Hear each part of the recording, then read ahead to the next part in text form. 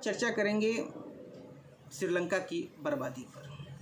कोई भी देश अगर श्रीलंका बनता है तो उसका पूरा का पूरा जिम्मेदार उस देश की शासन व्यवस्था होती है।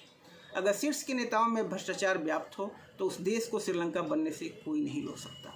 अगर शीर्ष के नेता भयंकर रूप से भ्रष्टाचारी हों तो देश जल्दी बर्बाद होता है, और अगर नौकरशाही में भ्रष्टाचार हो तो देश बर्बाद जरूर होता है, लेकिन उसमें थोड़ा टाइम लगता है। हमें किसी भी नेता को किसी भी पद पर वोट देने से पहले उसकी जिम्मेदारी के बारे में ज़रूर समझ में आना चाहिए।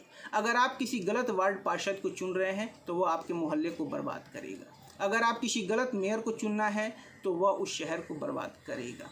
अगर गलत एमपी को चुनते हैं तो वह उस लोकसभा क्षेत्र को बर्बाद करेगा। आप अगर यह सोचते हैं कि इन पदों के लिए किसी योग्यता की ज़रूरत नहीं है तो आप भ्रम में हैं।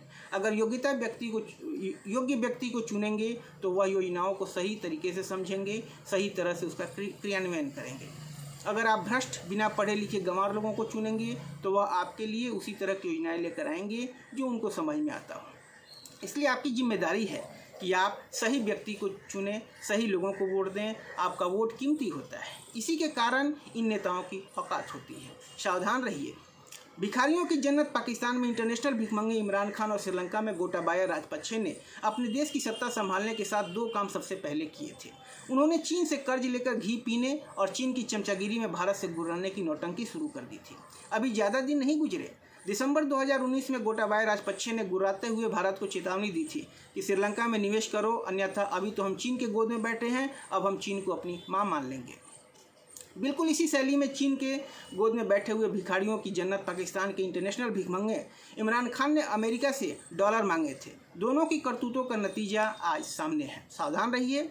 भारत में भी परिवारवादी राजनीति का सबसे बड़ा लुटेरा चेहरा, कोट के ऊपर जनेऊ पहनने वाला एक नकली हिंदू बिच्चिनी असरफियों को उन गोलगप्पों की तरफ अपने मुंह में भरे हुए घूम रहा है जिन गोलगप्पों में भारत हिंदू विरोधी पानी भरा हुआ है।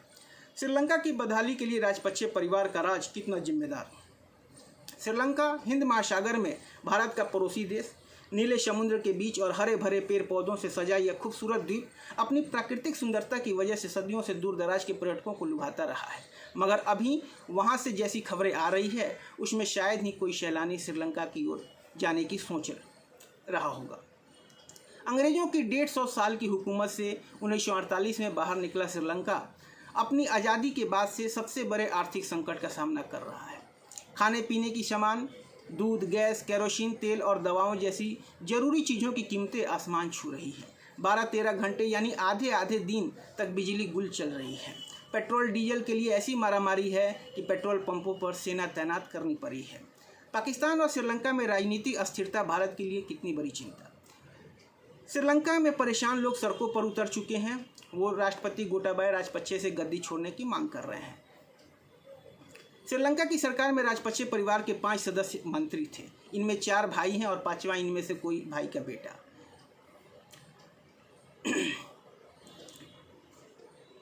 राष्ट्रपति गोटाबाया राजपक्षे जो रक्षा मंत्री भी हैं, महिंद्रा राजपक्षे प्रधानमंत्री, चमाल राजपक्षे सिंचाई मंत्री, बासिल राजपक्षे वित्त मंत्री, नमल राजपक्षे खेल मंत्री महिंद्रा राजपक्षे के बेटे हैं।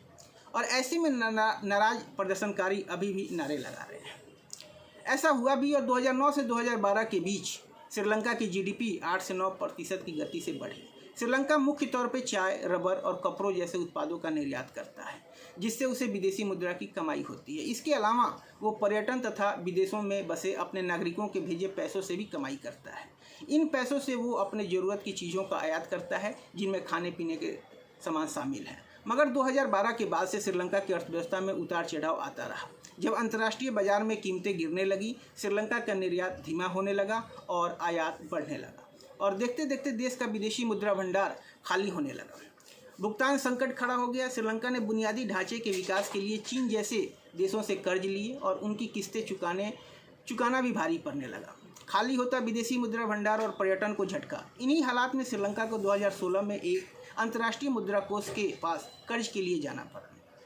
तब मैत्रीपाला सिरिसेना राष्ट्रपति थे और महिंद्रा राजपक्षे प्रधानमंत्री। स्थितियां सुधरने लगी, मगर सिरिसेना सरकार के कार्यकाल के आखिरी वर्ष में अप्रैल 2019 में कोलंबो में सिलसिलेवार बम धमाके हुए, जिसमें चर्च और लग्जरी होटलों को निशाना बनाया गया। ईस्टर के दिन जिहादियों द्वारा इस आत्मघाती हमले में 350 से ज़्यादा लोग मारे गए। इस घटना के बाद एक बार फिर अंतर्राष्ट्रीय पर्यटकों की संख्या गिरने लगी और 2019 में श्रीलंका की पर्यटन से होने वाली आय पर खासा असर पड़ा।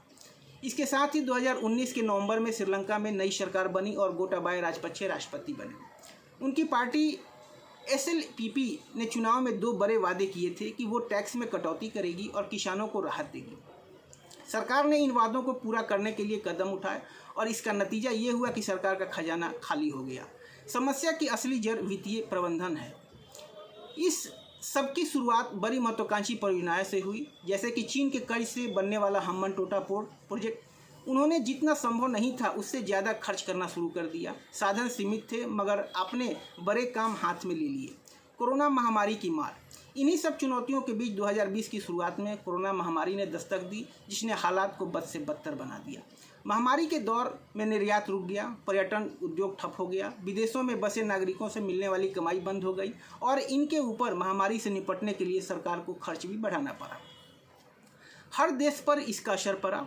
मालदीव जैसे देश भी है जो पर्यटन पर ही निर्भर है, निर्यात पर भी, मगर उसके सामने ऐसा संकट नहीं आया। ये मामला वित्तीय प्रबंधन का है जो श्रीलंका ने नहीं किया। रसोई गैस के लिए लंबी कतार में खड़े लोग। खाद का फैसला, जिसे टूटी खेती की कमर। श्रीलंका को जो चीज़ें बाहर से खरीदनी पड़ती है उसमें एक बहुत महत्वपूर्ण चीज़ है खाद या उर्वरक। श्रीलंका के आर्थिक संकट के बीच सरकार को ऐसा लगा कि यदि खाद का आयात रोक दिया जाए तो विदेशी मुद्रा बचाई जा सकती है और अप्रैल 2021 में गोटाबाया राजपक्षे ने खेती में इस्तेमाल होने वाली सभी रसायनों के आयात पर रोक लगाने की घोषणा कर दी।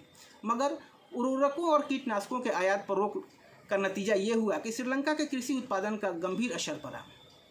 अंतर्राष्ट्रीय मुद्रा कोष ने इस साल फरवरी में कहा कि रासायनिक खादों पर रोक का कृषि उत्पादन पर जितना सोचा गया था उससे भी बुरा असर पड़ा। इस नीति का पिछले साल नवंबर में वापस कर लिया गया, मगर तब तक ये फैसला श्रीलंका की अर्थव्यवस्था को गहरा नुकसान पहुंचा चुका था। अब श्रीलंका को एक बार फिर अंतर्राष्ट्रीय मुद्रा कोष के दरवाजे पर कर्ज के लिए गुहार लगानी पड़ेगी। अगर आपके सामने एक ऐसी सरकार है जो दूसरों की बात नहीं सुन रही है तो उसे संकट झेलना ही होगा। अभी भी वो IMF के पास जा रहे हैं मगर वो बहुत देर कर चुके हैं। मगर ये हालत आने वाली है, इसका संकेत बहुत पहले से दिखाई दे रहा था। तो क्या इस सारे संकट के लिए जिम्मेदार राजपक्षे हैं? बिल्कुल। इसके लिए आपको जो सरकार सत्ता में है उसी को कसूरवार ठहराना होगा। उन्हें पता था कि चुनौतियाँ क्या है और उन्होंने कुछ नहीं किया बल्कि लुभावनी नीतियाँ चलाते रहे। श्रीलंका सरकार के सामने अब ज़्यादा विकल्प नहीं है। भारत मदद कर सकता है मगर उसकी भी सीमाएं हैं। चीन मदद कर सकता है मगर उसे अपने पिछले कर्ज के बकाये की चिंता है। ऐसे संकट के लिए अलग अलग देशों से कर्ज मांगने से बात नहीं बन सकती, जो बहुत विशाल है। उन्हें IMF के पास बहुत पहले जाना चाहिए था। ये संकट टाला जा सकता था। बहुत जल्दी श्रीलंका को IMF के पास 17वीं बार कर्ज लेना पड़ेगा और जाहिर है कि नए कर्ज नई शर्तों के साथ आएंगे। धन्यवाद।